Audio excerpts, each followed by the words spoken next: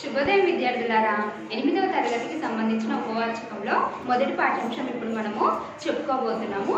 చిత్రగ్రీవం అన్నమాట. ఓకేనా విద్యార్థులారా? మీ దగ్గర పాఠ్య పుస్తకాలు ఉంటే పేజీ నెంబర్ 132 తీయండి విద్యార్థులారా. ఇక్కడ చూడండి, మనకి ఇక్కడ చిత్రపటము ఇవ్వడం జరిగింది. దేనిది? పావురంది చిత్రపటము ఇచ్చారనమాట. అంటే ఇప్పుడు మనము పాఠ్యాంశం వచ్చేసి పావురం గురించి తెలుసుకోబోతున్నాం. దీని మూలము ఎవరు అంటే ధనగోపాల్ ముఖర్జీ గారు. ఓకేనా విద్యార్థులారా? నెక్స్ట్ చూడండి, పక్షి ప్రపంచంలో 2 దృశ్యాలు మనోహరమైనవి. గుడ్డు బద్దలు కొట్టి తల్లి పక్షి పిల్ల పక్షిని ఈ ప్రపంచపు వెలుగులోనికి తీసుకురావడం మొదటిదైతే, అట్లా వచ్చిన పిల్ల పక్షి నోటికి ఆహారము అందిస్తూ తల్లి పక్షి పెంపకం కొనసాగించటం రెండవది. ఇంతకు చిత్రగ్రీవం ఎవరు? దాని పెంపకం ఎట్లా సాగింది, అది ఎట్లా ఎగరడం నేర్చుకుంది అనే విషయాలను పాఠం చదివి తెలుసుకుందామని అంటున్నారు. అయితే మనకి దీని చిత్రగ్రీవము మూలం ఏంటి అంటే ధనగోపాల్ ముఖర్జీ గారు అన్నమాట. అయితే తను వచ్చేసి ఏం వివరిస్తున్నారు మనకి ఇంట్రడక్షన్లో అంటే, పక్షి ప్రపంచంలో 2 దృశ్యాలు చాలా అందమైనవి, అంటే చాలా వర్ణించడానికి వీలైనవి అని చెప్తున్నారు, మనోహరమైనవి అని చెప్తున్నారు. మొదటిది ఏంటి అంటే, గుడ్డు బద్దలు కొట్టుకొని తల్లి పక్షి ఈ ప్రపంచంలోనికి తీసుకొని రావడం అంట, అది మొదటిది. అయితే రెండవది వచ్చేసి పిల్ల పక్షి నోటికి ఆహారం ఇవ్వడం. చిన్నగా ఉంటాయి కదా పావురాలు, అవి ఆహారం కోసం ఎగిరి పక్షులు ఆహారం కోసం ఎగిరి తెచ్చుకొని తింటాయి కదా. అయితే చిన్నగా ఉంటాయి పావురాలు కాబట్టి వెళ్ళి తెచ్చుకోలేవు. అయితే తల్లి పక్షి తీసుకొని వచ్చి తన నోటి వరకు, తన చిన్న ఇక్కడ పావురం ఉంది కదా, ఈ పావురం నోటి వరకు తను అందిస్తూ ఉందన్నమాట. అది రెండవ దృశ్యము అని చెప్తున్నారు. అయితే అసలు చిత్రగ్రీవం ఎవరు, దాని పెంపకం ఎట్లా సాగింది, అసలు ఎట్లా ఎగరడం నేర్చుకుంది అది అనే విషయాలన్నీ మనం పాఠ్యాంశం లోపలికి వెళ్ళి చదువుకుందామని చెప్తున్నారనమాట. చూడండి నెక్స్ట్, 10 లక్షల జనాభా ఉందని మనం చెప్పుకునే కోల్కతా మహానగరంలో కనీసం 20 లక్షల పావురాలుంటాయి. ప్రతి 3వ కుర్రోడి దగ్గర కనీసం 1 డజన్ వార్తలు మోసే పావురాలు, గిరికల పావురాలు, పిగిలి పిట్టలు, బంతి పావురాలు ఉండడం కదూ. పావురాలను మచ్చిక చేయటం అన్న కళ వేలాది సంవత్సరాలుగా భారతదేశంలో కొనసాగుతుంది. ఈ కళ పుణ్యమా అని పక్షులను ప్రేమించే వారిని అలరించే పికిలి పిట్ట, బంతి పావురాలు అన్న 2 విశిష్టమైన పావురాల జాతులను ఈ భారతదేశం ప్రపంచానికి అయితే ఇక్కడ ఏమంటున్నారనమాట, 10 లక్షల జనాభా ఉన్న మన కోల్కతా నగరంలో కనీసం 20 లక్షల పావురాలు ఉంటాయని తెలుసు అనమాట. అయితే ప్రతి 3వ కుర్రాడి దగ్గర 10 లక్షల జనాభా ఉందని మనము చెప్పుకునే కోల్కతా మహానగరంలో కనీసం 20 లక్షల పావురాలు ఉంటాయి. ప్రతి 3వ కుర్రాడి దగ్గర కనీసం 1 డజను వార్తలు మోసే పావురాలు, గిరికల పావురాలు, పిగిలి పిట్టలు, బంతి పావురాలు ఉండటం కద్దు. పావురాలను మచ్చిక చేయడం ఒక కళ వేల సంవత్సరాలుగా భారతదేశంలో కొనసాగుతూనే ఉంది.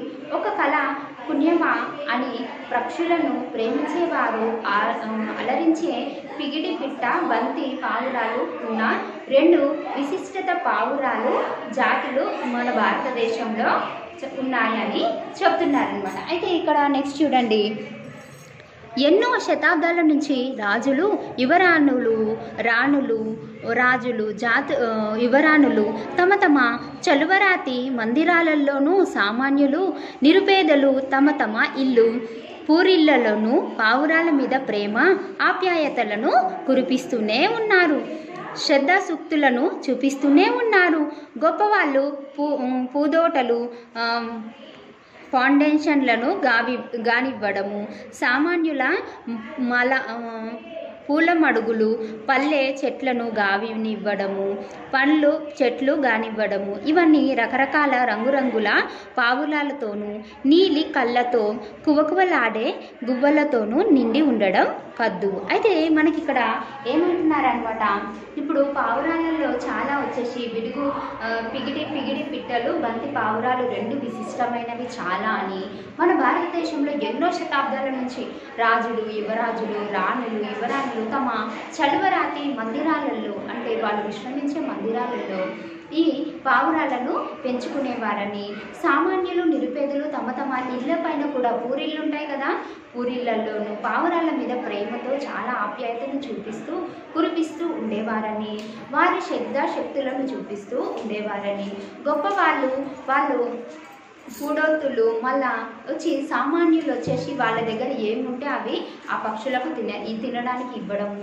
ఇవన్నీ ఉండేవి అని, ఇవన్నీ ఆ పూర్వకాలంలో ఉండేవని, రకరకాల రంగురంగుల పావులాలు ఉండేవని, నీటి కళ్ళ కుబుకుబలాడేవి. ఇక్కడ చూడండి మనకి చిత్రపటము ఇవ్వడం జరిగింది కదా, వీటి కళ్ళు వీటి శబ్దం వచ్చి కుబకుబలాడేవి, నీలి రంగులు ఉండేవి అని చెప్తున్నారనమాట.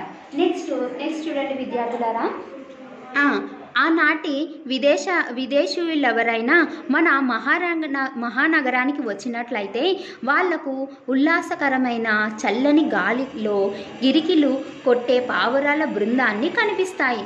ఆ పెంపుడు పావురాలకు తమ డాబాల ఇళ్ల మీద నిలబడి తెల్ల జెండాలు ఊపుతూ సాంకేతికాలు అందించే అసంఖ్యాకరమైన కుర్రాళ్ళు కనబడతారు. అయితే ఇక్కడ మనకి ఏమంటున్నారనమాట, ఆనాడు విదేశాల నుంచి మన దేశానికి పర్యాటకులు వచ్చేవాళ్ళు కదా, సందర్శించే వ్యక్తులు వచ్చేవాళ్ళు కదా, వాళ్ళు వచ్చినప్పుడు మన దేశానికి వచ్చినప్పుడు పావురాలను చూసి ఇలా గిరికలు కొట్టేవి.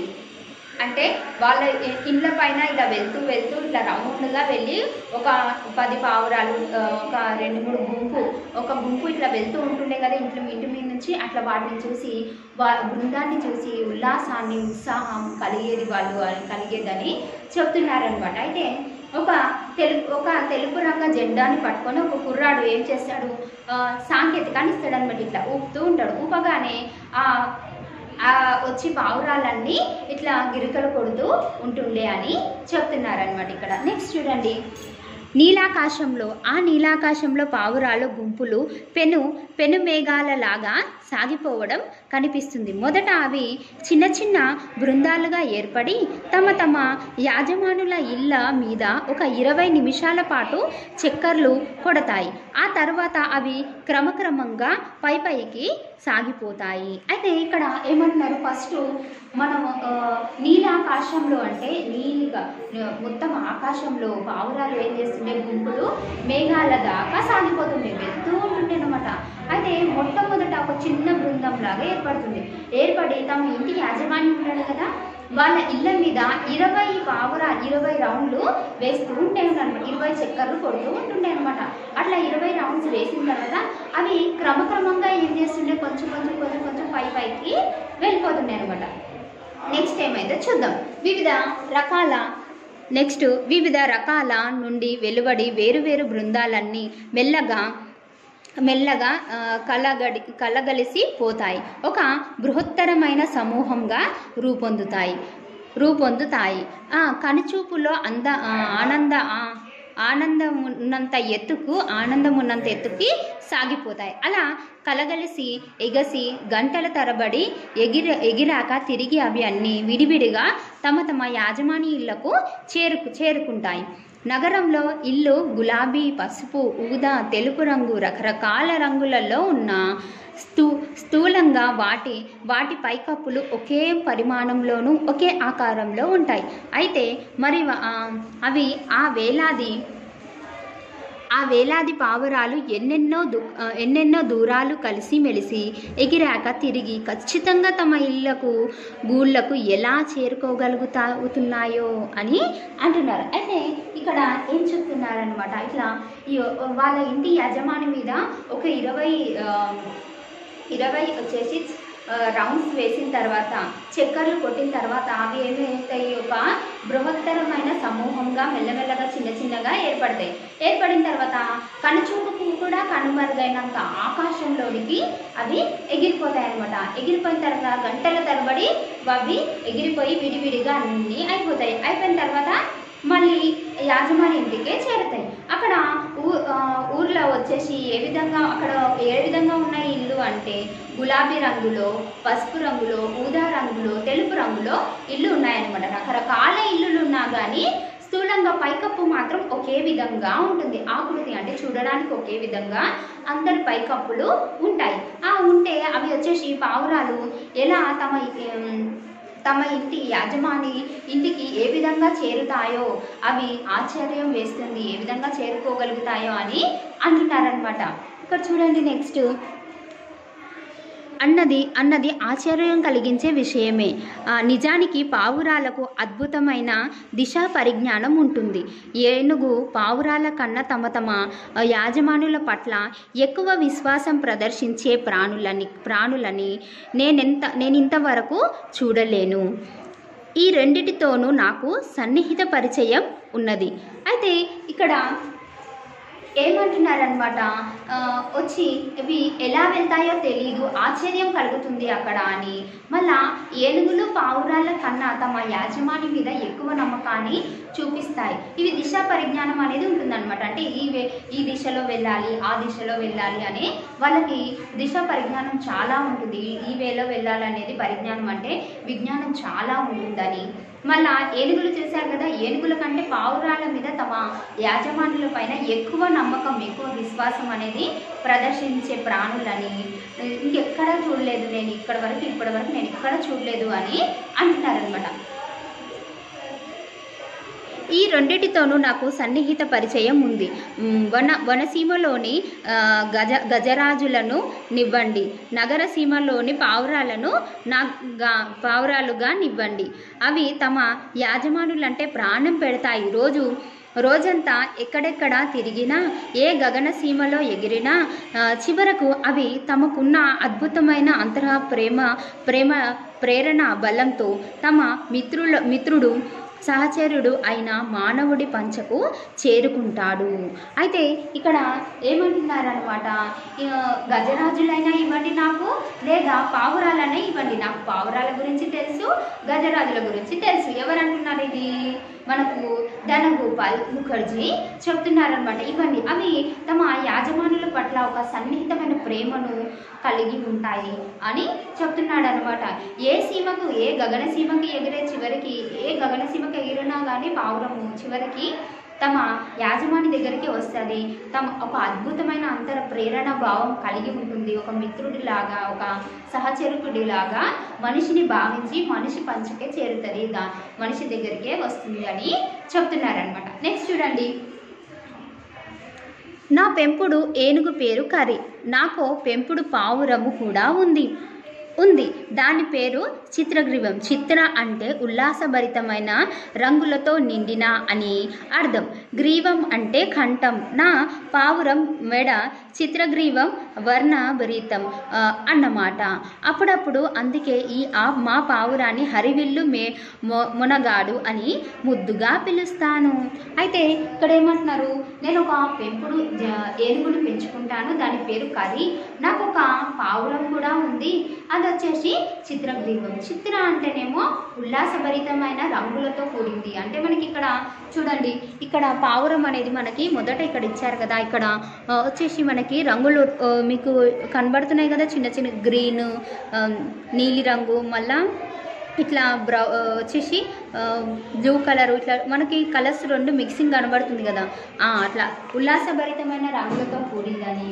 మళ్ళా గ్రీవం అంటేనేమో దాని కంఠం అంటే చూడండి విద్యార్థులారా, ఇది ఉంది కదా, దీన్ని కంఠము అని అంటారనమాట. అయితే ఇట్లా అని చెబుతూ అప్పుడప్పుడు నేను దాన్ని ఏమని పిలుస్తానంటే హరివిల్లు మునగాడ అని ముద్దుగా మంచిగా పిలుచుకుంటాను అని అంటున్నారనమాట. నెక్స్ట్ పేరా చూద్దాం విద్యార్థులారా. చిత్రగ్రీవం కథను నేను మొట్టమొదటి నుంచి మొదలు పెడతాను. ముందు దాని తల్లిదండ్రుల గురించి చెప్పుకుందాం. దాని తండ్రి పేరు ఓ గిరికల మునగాడు, తల్లి పేరు ఓ వార్తల పావురం. ఆ రోజులలో అది అతి సుందరమైన కూలిన వంశానికి చెందిన పావురం. అయితే ఏమంటున్నాడు, చిత్రగ్రీవం కథను నేను మీకు మొట్టమొదటి నుంచి చెప్తాను, ఫస్ట్ నుంచి చెప్తానని అంటున్నాడు అనమాట. మొదట దాని తల్లిదండ్రుల గురించి మీకు చెప్తాను అని అంటుండు. అయితే దాని తండ్రి పేరు వచ్చేసి గిరికల మునగాడు అని, తల్లి పేరు వచ్చేసి వార్తల పావురము అని. ఇవి చాలా సుందరమైనవి, ఇవి ఒక కూలిన వంశానికి చెందినవి అని చెప్తున్నారనమాట. అయితే నెక్స్ట్ చూద్దాం. ఆ రెండు విశిష్టమైన పావురాల జత కట్టినాయి, గుడ్డు పెట్టినాయి. వాటిని పుట్టిన చిత్రగ్రీవం అందమైన, అందువల్లనే ఆ తర్వాత రోజులలో యుద్ధరంగంలోనూ శాంతి పావురాలలోనూ అమోఘంగా పనిచేయగల వార్తాహరి అయిన పావురంగా రూపొందింది. అయితే వచ్చేసి ఇక్కడ ఏమంటున్నారు, ఆ రెండు విశిష్టమైన పావురాలు జత కట్టడం వల్ల గుడ్డు పెట్టినారు, వాటికి పుట్టినదే చిత్రగ్రీవం అని అంటున్నారనమాట. అయితే ఆ తర్వాత యుద్ధ రంగాలలో కూడా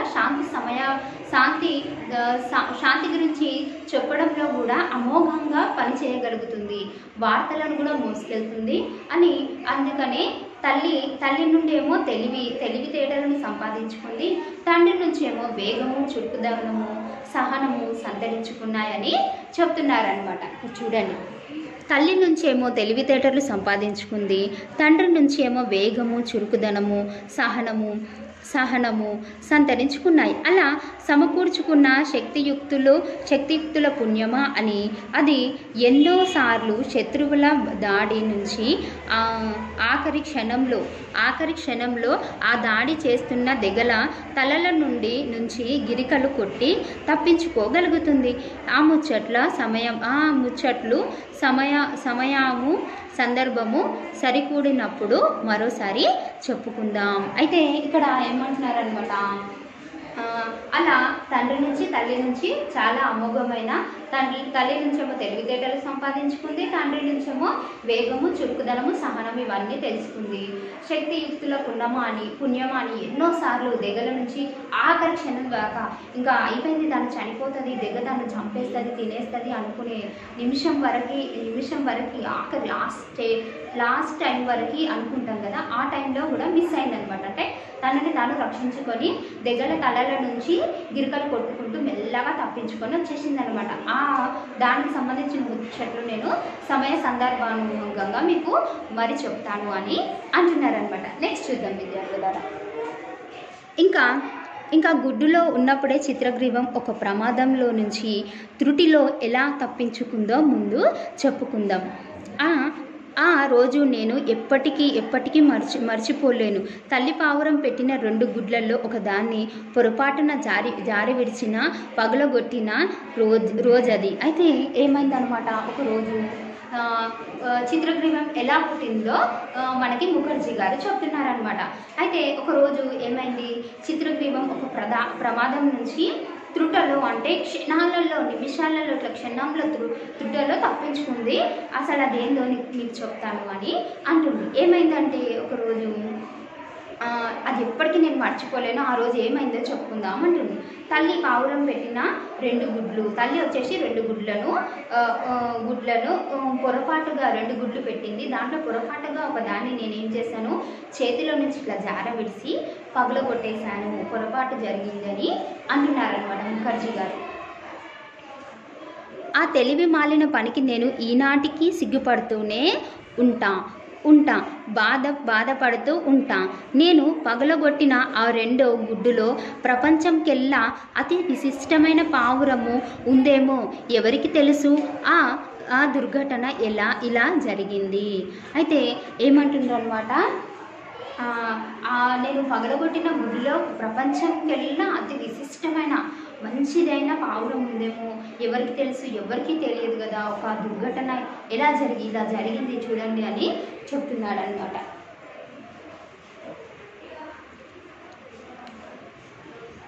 మాది 4 అంతస్తుల మేడ. ఆ మేడ మీద పావురాల గూళ్ళు ఉండేవి. తల్లి పావురం గుడ్లను పొదుగుతున్న గూటిని నేను ఆ రోజు శుభ్రం చేద్దామని వెళ్ళాను. వెళ్ళాను. తల్లి పిట్టను మృదువుగా లేపి తీసి ఒక పక్కన ఉంచాను. ఆ తర్వాత ఇంకో గుడ్డునే యథాస్థానంలో ఉంచాను. రెండో గుడ్డు మీద మెల్లగా దృఢంగా నేను చేతిని ఉంచిన క్షణంలో జరిగిన ప్రమాదం. అయితే ఏమైందనమాట, వాళ్ళది ముఖర్జీ గారిది 4 అంతస్తుల మేడ అని చెప్తారు అనమాట. ఆ మేడలో వచ్చేసి ఒక పావురాల గూళ్ళు అనేవి ఉండేవన్నమాట. అంటే పావురాలు చిన్నగా గూళ్ళని ఏర్పాటు చేసుకొని ఉంటుండే. అయితే తల్లి పావురం గుడ్లను పొదుగుతున్న గూడు అది అని అంటుంది. దాన్ని శుభ్రం చేద్దామని ముఖర్జీ గారు వెళ్ళారంట. వెళ్ళగానే తల్లి బిడ్డను మృదువుగా లేపి పక్కన ఉంచాను. ఫస్ట్ ఏం చేశాడు, మృదువుగా లేపి పెట్టాడు. తర్వాత ఇంకో గుడ్డుని ఏం చేశాడు, యథాస్థానంలో ఉంచిన తర్వాత రెండో గుడ్డుని ఏం చేసినాడు, ఇట్లా పట్టుకొని తీయగానే తను దృఢంగా గట్టిగా తీయడం వల్ల అదేమైంది, ప్రమాదం జరిగింది ఆ రోజు అని నేను. నెక్స్ట్ చూడండి,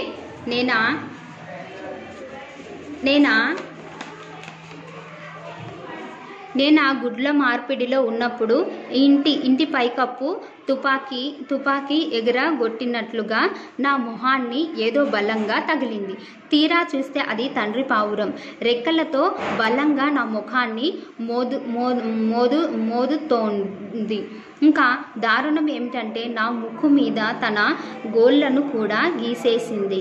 ఆ నొప్పి గాట్పుటు వాటి పుణ్యమా అని 2 గుడ్లను నాకు తెలియకుండానే ఎప్పుడు వదిలేశాను. రెండవ గుడ్డు ఎప్పుడు వదిలేశానో తెలియదు కానీ వదిలేశాను. అతి కష్టం మీద ఆ తండ్రి పక్షికి దూరంగా తరిమివేయగలిగాను. అయితే ఏమైందనమాట, గుడ్ల మార్పిడి ఇట్లా చేస్తూ మెల్లగా శుభ్రం చేస్తున్న సమయంలో ఏమైంది, పైనుంచి ఒక తుఫాను ఎగిరి వచ్చినట్లు తన మొహాన్ని అడ్డుగా అయిపోయింది. ఎవరు, చిత్రగ్రీవం వల్ల నాన్న అనమాట. అయితే తను ముక్కు మీద ఏం చేసినాడు, ఘాట్లు వేసేసినాడు. మీరు చూడండి, ఈ పక్షి వచ్చేసి పావురంకి ఇక్కడ గోర్లు అనేటివి ఉంటాయి కదా, దీంతో తన ముఖర్జీ ముక్కు పైన ఏం చేసినాడు, ఘాట్లు వేసినాడు. వేయగానే అనుకోకుండా అకస్మాత్తుకంగా ఏమైపోయింది అనమాట, ఎప్పుడు రెండో గుడ్డు తన చేతిలో నుంచి జారిపోయిందో తెలియదనమాట. ఇక తర్వాత అతి కష్టంగా వచ్చేసి తండ్రి పక్షిని దూరంగా తరిమేశాడని చెప్తున్నాడు అనమాట. ఈ లోపల జరగవలసిన ప్రమాదం జరగనే జరిగింది. రెండో గుడ్డు పగిలి చిన్న భిన్నమైపోయింది. నా కాళ్ళ దగ్గరే పడి ఉన్నది. నా మీద ఆ దిక్కుమాలిన తండ్రి పక్షి మీద నాకు ఒళ్ళు తెలియని కోపం వచ్చింది. నా మీద నాకెందుకు కోపం వచ్చిందంటారా? తండ్రి పావురం నుండి అలాంటి దాడి జరగవచ్చునని నేను ఊహించి ఉండాల్సింది కదా, జాగ్రత్త పడాల్సింది కదా. నేనేదో గుడ్లను సంగ్రహించడానికి వచ్చాననుకుంది తండ్రి పక్షి. ఆ అజ్ఞానంతో అది ప్రాణాలకు తెగించి మళ్ళీ నా మీద దాడి చేసింది. గుడ్లను ఎత్తుకుపోకుండా ఆపుదామనుకుంది. పొదుగుల కాలంలో గూళ్ళను శుభ్రపరిచేందుకు అన్ని రకాల సంఘటనలను, దాడులను మనం సిద్ధపడి ఉండాలి అని చెప్తున్నారు. అయితే ఇక్కడ ఏం చెప్తున్నారనమాట, తను ఇక ముందుగానే నా మీద నాకు చాలా కోపం వచ్చేసింది. ఎందుకంటే నా వల్ల ఒక చిన్న ప్రాణి, రెండవ పక్షి ఈ ప్రపంచంలోకి రాలేకపోయింది. అది చేయి జారిపోయి కింద నా కాలి దగ్గర గుడ్డు పగిలిపోయిందని. తండ్రి పక్షి మీద కూడా చాలా కోపం వస్తుంది. ఎందుకంటే తను ఎందుకు అడ్డుగా అలా వచ్చాడని. కానీ నేను అలా శుభ్రం చేసేటప్పుడు నేను ముందుగానే ఆలోచించాల్సింది. తండ్రి పక్షి ఏమనుకున్నాడనమాట, నేను గుడ్లను సంగ్రహిస్తున్నానేమోనని, అంటే అది తీసుకొని వెళ్ళి తినడానికి వెళ్తున్నానేమో అనుకొని తను అడ్డుగా రావడం అనేది జరిగింది. కానీ నేను అలా చేయట్లేదు, శుభ్రం చేస్తున్నాను కదా. ముందుగానే నేను జాగ్రత్త పడాల్సింది. ముందుగా తను అడ్డుగా వస్తాడేమోనని ముందుగా నేను ఆలోచించుకొని ఇంకా జాగ్రత్తగా ఉండాల్సింది. ఉండి శుభ్రం చేస్తే ఈ దారుణం జరిగేది కాదు కదా. అన్నిటికీ నేను సిద్ధపడి ఉండాల్సింది. మంచిగా నేను ఆలోచించుకొని ముందుగానే ఉండాల్సింది. ఉంటే ఈ విధంగా జరిగేది కాదు కదా అని అంటున్నాడు అనమాట. నెక్స్ట్ చూడండి. సరే, సరే మళ్ళా మన కథ దగ్గరికి వద్దాం. గుడ్లపై పెంకును ముక్కలతో పొడిచి పిల్ల పక్షిని ఈ ప్రపంచంలోనికి ఎప్పుడు తీసుకురావాలో తల్లి పక్షికి ఖచ్చితంగా తెలుసు. తండ్రి పక్షి కూడా అడపాదడప గుడ్ల మీద కూర్చొని పొదిగే మాట నిజమే కానీ పొదగటం అన్న పనిని 2 వంతులు నిర్వహించేది తల్లి పక్షి. అయితే వచ్చేసి సరే మనం కథ లోపలికి వెళ్దాం. గుడ్లపై పెంకును ముక్కుతో ఇలా పొడిచి ఇలా తీయడంలో ప్రపంచంలోనికి తీసుకురావడంలో తల్లి పక్షిదే ప్రపంచంలో తెలిసినంత ఇంకెవ్వరికి తెలియదు. తండ్రి పక్షి కూడా అడపాదడప అంటే అప్పుడో ఇప్పుడు కొద్దిగా ఆ గుడ్ల పైన కూర్చునేవాడు, పొదిగి ఉండేవాడు మాట నిజమే కానీ 2 వంతులు తల్లి పక్షం చేసేది, 1 వంతు మాత్రమే తండ్రి పక్షం చేసేవాడు అని చెప్తున్నారనమాట. మిగిలిన 3వ వంతు పొదిగేది తండ్రి పక్షే అయినా పిల్ల పక్షుల్ని ప్రపంచంలోనికి ఎప్పుడు తీసుకురావాలన్న విషయము దానికి తెలియదు. ఆ పరిజ్ఞానం తల్లి పక్షి సొత్తు. గుడ్లలోని పచ్చసోన తెల్లసోన కలగలిసి ప్రాణం పోసుకొని పిల్ల పక్షిగా రూపొందుతుంది. ప్రపంచంలోనికి అడుగుపెట్టడానికి సంసిద్ధమయ్యే శుభముహూర్తం వచ్చిందని తల్లి పక్షి అంత ఖచ్చితంగా ఎలా తెలుస్తుంది అన్నది మన ఊహకందని విషయం. అయితే ఏమంటున్నారనమాట, అడపదడప తండ్రి కూర్చున్నా కానీ వచ్చి మిగిలిన 3వ వంతు పొదిగేది తండ్రి పక్షి అయినా కానీ తండ్రి కూడా దానికి సహాయం చేసినా కానీ తల్లి పక్షి మొత్తము చూసుకుంటుందని గుడ్డులో వచ్చేసి తెల్లసోన మళ్ళీ పచ్చసోన అవి కలగలిసి ఒక ప్రాణం అయ్యి ఒక పిల్లగా రూపొందించిన తర్వాత అది ప్రపంచంలోనికి ఎప్పుడు తీసుకురావాలనేది ఒక సమయం, ఒక శుభముహూర్తము అనేది ఖచ్చితంగా తల్లి పక్షికి మాత్రమే తెలుసని, అది మన ఊహకు కూడా మనము దాన్ని కూడా ఊహించుకోలేము కూడా అని చెప్తున్నాడు అనమాట. అట్లాగే నెక్స్ట్ చూద్దాం. అట్లాగే పెంకు మీద ఏ చోట ఎంత బలంగా ముక్కుతో తాకాలో కూడా తల్లి పక్షి క్షుణ్ణంగా తెలుసు. పిల్ల పక్షికి ఏ గాయము తగలకుండా సరి అయిన ప్రదేశంలో సరి అయిన సమయంలో ముక్కుతో గుడ్డును బద్దలు కొట్టడం, పిల్ల పక్షిని ప్రపంచంలో ఆహ్వానించడం ఇవన్నీ కూడా ఒక అద్భుతం అనిపిస్తాయి. అయితే ఇక్కడ ఏమంటున్నారు, మళ్ళా తల్లి పక్షికి వచ్చేసి ఏ గుడ్డులో ఏ భాగంలో ముక్కుతో పొడవాలను, మళ్ళా పిల్ల పక్షికి ఏ దెబ్బ తగలకుండా ఏ గాయం కాకుండా సంరక్షణగా మంచిగా మెల్లగా ఏ విధంగా తీయాలో, ఏ విధంగా గుడ్డును పగలగొట్టి పిల్ల పక్షిని తీయాలో అనేది ఒక మహత్తరమైన ఘట్టం అని, ఒక అది అద్భుతంగా కనిపిస్తుంది, ఎంత మంచిగా ఉంటుందని ఇక్కడ ముఖర్జీ గారు వివరించారు. దీంతో మనకి చిత్రగ్రీవం మొదటి పాఠ్యాంశం పూర్తయిపోయింది విద్యార్థులారా. 2వ పాఠ్యాంశం నెక్స్ట్ తరగతిలో చెప్పుకుందాం. ధన్యవాదాలు.